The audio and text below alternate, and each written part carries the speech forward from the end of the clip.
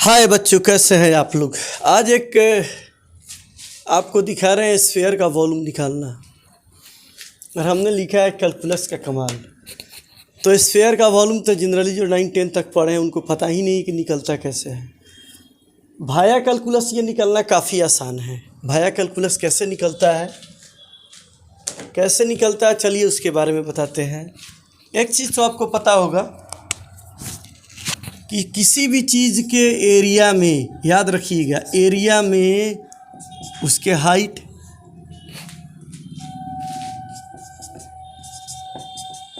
या उसके मोटाई, थिकनेस जो कहते हैं, एरिया और हाइट में मल्टीप्लाई करते हैं तो हम लोग को निकलता है वॉल्यूम। याद रखिएगा, VOLUME, वॉल्यूम। क्या होता है, किसी भी चीज़ का एरिया आपको पता हो, मतलब जो भी वॉल्यूम होता है वो 3D का होता है, लंबाई चौड़ाई ऊंचाई चाहिए। अब यहाँ हम लोग किसका बात करें, यहाँ हम लोग बात कर रहे हैं स्फीयर का। तो स्फीयर का हाइट और वॉल्यूम कैसे निकलेगा उसके बारे में बात करते हैं। तो कमाल का टॉपिक है। आइए, करते क्या है कि इस स्फीयर को कट करते हैं। ये इस स्फीयर को ऐसे कट करेंगे, ऐसे ऐसे एकदम पतला। खीरा आप लोग काटते हैं ना, खीरा काटते हैं तो गोल गोल कैसे होता है, वैसे इसको काटेंगे तो ये गोल गोल एक रिंग मिलेगा। रिंग क्या मिलेगा, एक रिंग मिलेगा। तो ये रिंग का जो थिकनेस जो होगा वो क्या होगा, मान लीजिए इस स्फीयर का रेडियस यदि r है, इस स्फीयर का रेडियस r है, तो इतना पतला इसको कट करना है। इतना पतला आदमी काट नहीं सकता, इमेजिन कर रहा है। कट करेगा तो इसका थिकनेस जो होगा वो dr तो आपको पहले भी हम कैलकुलस में बताए हुए हैं कि कैलकुलस का इलेक्ट्रॉन यही जो सबसे छोटा है, जिसमें dx लगा हुआ है, समझिए वो इलेक्ट्रॉन है। यदि r रेडियस एटम है सपोज कीजिए, तो dr जो होगा इलेक्ट्रॉन हो जाएगा। मेरे कहने का मतलब है काफ़ी छोटा है। तो आप पढ़े होंगे, क्या पढ़े हैं कि अभी बता रहे थे कि एरिया और हाइट में या थिकनेस में मल्टीप्लाई करते हैं तो वॉल्यूम होता है। तो अभी जो आपके सामने जो ये दिखाई दे रहा है, ये पतला सा स्लाइस उसको बोलते हैं। फिजिक्स में बोलते हैं स्लाइस, या मैथमेटिक्स में जब बिस्किट का पतला होता है या सलाद जो हम लोग काटते हैं, उसके हर एक एलिमेंट को क्या बोलते हैं, स्लाइस। आप जो ब्रेड खाते हैं वो पूरा अरेंजमेंट, जो ब्रेड खाते हैं तो एक ब्रेड खाते हैं उसको स्लाइस ऑफ ब्रेड कहा जाता है। ब्रेड का टुकड़ा उसको स्लाइस बोलते हैं मैथमेटिक्स के दुनिया में। तो उसका एक स्लाइस जो है उसका थिकनेस जो है आपका क्या है, r है। Okay, dr। और उसका एरिया जो है क्या होता है, जो स्फीयर का एरिया, देखिए आप पढ़े होंगे स्फीयर का एरिया क्या होता है, 4πr²। एरिया याद होगा, 10th क्लास में आप लोग रट्टा लगाए होंगे। Area of sphere is 4πr²। Okay, अब उससे इसका कनेक्शन क्या है वो आपको दिखाते हैं। हमारा टॉपिक है कैलकुलस का कमाल। क्या है, कैलकुलस क्या कर रहा है। तो कैलकुलस के कमाल से ही आपका एरिया निकलेगा और एक बार में निकलेगा। ये तो आप समझ रहे हैं कि एक स्फीयर लिया, उसको कट किया एकदम पतला पतला पतला खीरा जिसे, मगर ये इतना पतला होगा कि इनविजिबल होगा, आपको दिखाई नहीं देगा। इनविजिबल, इसका कल्पना कर सकते हैं, दिखाई देने वाला ये नहीं है। तो आप समझ लीजिए क्या होगा।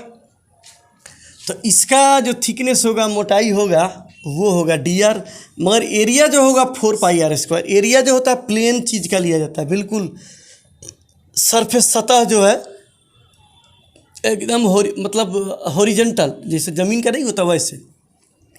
तो इसका एरिया जो होगा मेरा 4πr², और थिकनेस यानी कि हाइट जो होगा क्या हो जाएगा, dr। कहने का मतलब हर एक स्लाइस को यदि एक दूसरे पर चढ़ाया जाए तो फिर स्फीयर मिल जाएगा। तो आइए अब वॉल्यूम कैसे निकलता है, अब इसको हम लोग दिखाते हैं। इसको रिमूव करते ही, ये तो आप समझ गए होंगे। तो देखिए अब कैलकुलस का कमाल, कैलकुलस क्या करता है। तो देखिए अब कैलकुलस क्या करेगा। हम लोग लिखते हैं वॉल्यूम ऑफ स्फीयर। तो वॉल्यूम स्फीयर क्या होगा, area and thickness, area of sphere and thickness of sphere. तो अभी आपको बताया है कि स्फीयर का जो एरिया होता है 4πr², और थिकनेस जो है जो बिल्कुल इनविजिबल है वो आपका dr है। और इसका लिमिट है अब 0 to r। जीरो मिनिमम है, अब मैक्सिमम आर तक जाएगा। अब इसको करना है इंटीग्रेट, तो यहाँ देखिए 4 पाई क्या है आपका कांस्टेंट है, वो बाहर आ जाएगा आर स्क्वायर डी आर। तो आर स्क्वायर डी आर आप तो पढ़े एक्शन वाला फार्मूला, क्या हो जाएगा, एक पावर ऐड हो जाएगा। 4 पाई यहाँ हो जाएगा एक्शन के फार्मूला से R Q by R Q, then आपको फार्मूला मिला 4 पाई आर क्यू। ये आपने 10th में रट्टा लगाया था। अब रहा इसका लिमिट 0 और आर डालने का, तो आप लिमिट इसका डालते हैं यहाँ पे, 1 सेकेंड, लिमिट आप डालते हैं आर और 0, तो 0 में 0 मिलेगा और आर डालेंगे इसका, तो आपको आंसर यही आएगा। क्या आंसर आएगा, 4/3 पाई आर क्यू। तो कैलकुलस आप यूँ समझिए कि कैलकुलस पूरे मैथमेटिक्स या पूरे फिजिक्स के लिए हीरो है। और फिजिक्स जो है एक किंग है, जिसके लिए मान लीजिए फिजिक्स राजा है, तो उसका जो है मंत्री, महामंत्री या दीवान जो बोलते हैं वो कैलकुलस है। और कैलकुलस का नौकर है कोऑर्डिनेट और ट्रिगोनोमेट्री। ये लिंकेड है आपको। यदि किसी टीचर को फिजिक्स का टीचर हो और मैथमेटिक्स 100% नहीं आता है, तो आप समझिए वो नकली टीचर है, वो फर्जी टीचर है। वो इंटीग्रल कैलकुलस में उसको माहिर होना चाहिए, एरिया अंडर कर्व उसको आना चाहिए, डिफरेंशियल इक्वेशन कोई भी सोल्व कर दे, तभी वो फिजिक्स का मास्टर है। उसको कोऑर्डिनेट बहुत बेहतरीन आना चाहिए, ट्रिगोनोमेट्री बहुत बेहतरीन आना चाहिए। यदि सारा चीज़ नहीं आ रहा है, दो तरह के फिजिक्स के टीचर आजकल हो गए हैं। एक होता है फिजिक्स केमिस्ट्री बायो वाला काम चलाऊं, और एक होता है फिजिक्स केमिस्ट्री में। तो मैथ वाले लोग ठीक ठाक होते हैं, बायो वाले में प्रॉब्लम है। फिर भी बिना मैथमेटिक्स और बिना इंटीग्रल कैलकुलस का आपका कुछ नहीं हो सकता है। तो हमने दिखाया कैलकुलस का कमाल, उसमें भी किसका, इंटीग्रेशन का।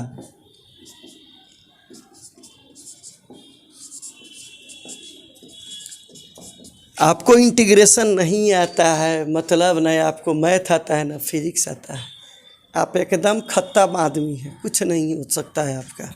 सिर्फ लड़का को क्या कीजिएगा, बेवकूफ़ बनाइएगा। हम मोतिहारी शहर में अभी यहाँ यहीं चल रहा है। पिछले 94-95 में यहाँ प्राइवेट टीचर लोग का शुरुआत हुआ है। इसमें एक भी ढंग का आदमी आपको नहीं मिलेगा, बड़ी शर्म आता है।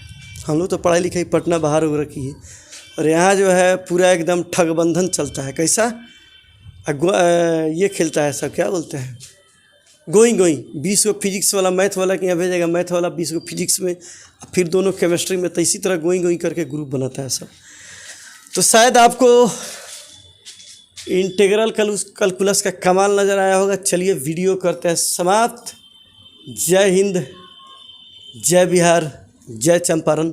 सावधान रहे, चकोरों से दूर रहें।